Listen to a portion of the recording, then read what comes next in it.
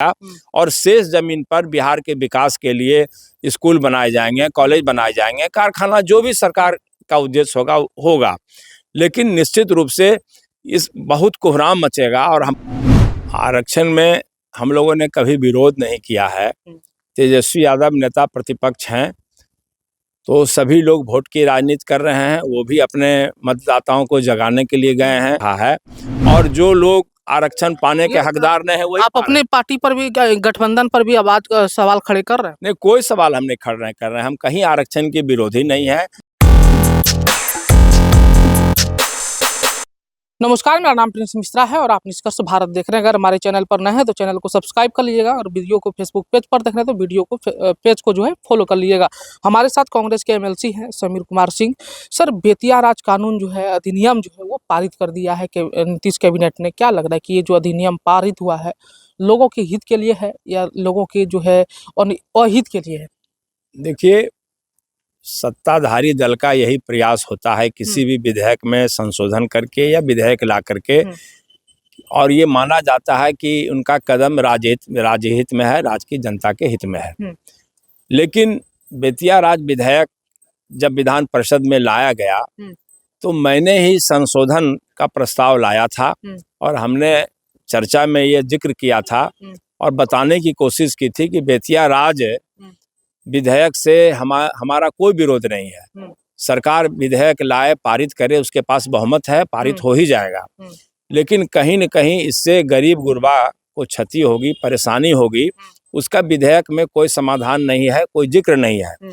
हमने ये भी सरकार का ध्यान आकृष्ट करने का प्रयास किया था और सरकार को बतलाया था कि 50,000 यानी उससे भी ज़्यादा लोग उस जमीन पर बसे हुए हैं, बरसों बरस से बसे हुए हैं, उनका पर्चा भी कट रहा है।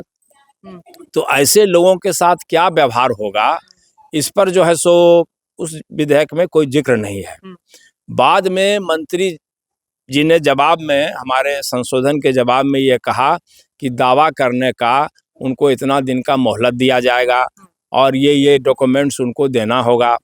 मैं कहता हूं कि जब आप कानून बना रहे हैं तो उसी में आपने क्यों जिक्र नहीं कर दिया कि जो 20 साल से 25 साल से एक समय सीमा का निर्धारण का जिक्र करके कि इतना दिनों से रह रहे हैं, पर्चा कट रहा है, उसका जमीन, उनके साथ कोई छेड़छाड़ नहीं किया जाएगा और शेष जमीन पर बिहार के विकास के लिए स्कूल बनाए जाएंगे, कॉलेज बनाए जाएंगे, कारखाना, जो भी सरकार का उद्देश्य होगा।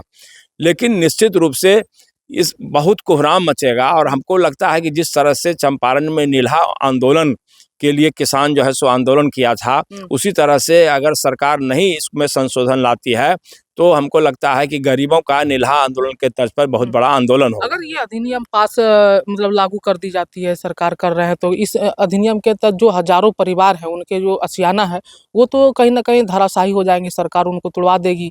तो कहीं ना कहीं उनको तो बसेरा के लिए तो कुछ ना कुछ सरकार को इंतजाम तो करना चाहिए ना? नहीं, करना चाहिए। और सरकार ने कुछ कहा भी है कि हम इस तरीके से इस नियम के तहत मौका देंगे और कराएंगे। लेकिन मेरा कहना है कि भाई, जब आप कानून बना रहे हैं, विधेयक पारित करा रहे हैं, तो उस विधेयक में ही जिक्र हो जाना चाहिए कि जो 50 बरस से बसे हुए लोग हैं, 50,000 से ज़्यादा की संख्या में हैं, उनके साथ कोई छेड़छाड़ नहीं करेंगे। और नहीं तो ये तो गरीबों के ऊपर बुलडोजर चलाने जैसा है। तो अंतिम सवाल लेते हैं सर, आरक्षण के मुद्दे को लेकर लगातार तेजस्वी यादव जो है आवाज बुलंद कर रहे हैं। अब जो तेजस्वी यादव जो कार्यकर्ता दर्शन और संवाद यात्रा पर निकल रहे हैं, उन चीज़ों को लेकर भी सत्ताधारी पक्ष कह रहे हैं वो तो जो है सब हर चीज़ में जो है विरोध करते रहे। अब तो उनको कस्टमर नहीं मिल रहा है, कस्टमर ढूंढने के लिए जा रहे हैं। देखिए, आरक्षण में हम लोगों ने कभी विरोध नहीं किया है। तेजस्वी यादव नेता प्रतिपक्ष हैं, तो सभी लोग वोट की राजनीति कर रहे हैं, वो भी अपने मतदाताओं को जगाने के लिए गए हैं, समस्याओं के प्रति सजग करने के लिए गए हैं। और नीतीश बाबू भी दौरा कर रहे हैं, तो वो राजनीतिक उद्देश्य से कर रहे हैं। सबका अपना अपना राजनीतिक उद्देश्य है।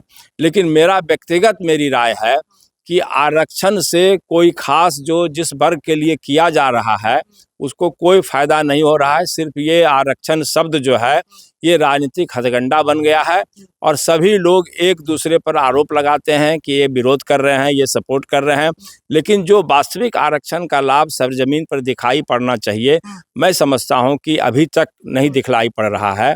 और जो लोग आरक्षण पाने के हकदार नहीं है वही आप अपने पार्टी पर भी, गठबंधन पर भी आवाज सवाल खड़े कर रहे हैं? नहीं, कोई सवाल हम नहीं कर रहे हैं। हम कहीं आरक्षण के विरोधी नहीं है और आरक्षण की बात जब भी हुई है तो हमारी पार्टी ने भी समर्थन किया, हम लोगों ने भी बढ़ चढ़ के सपोर्ट किया था।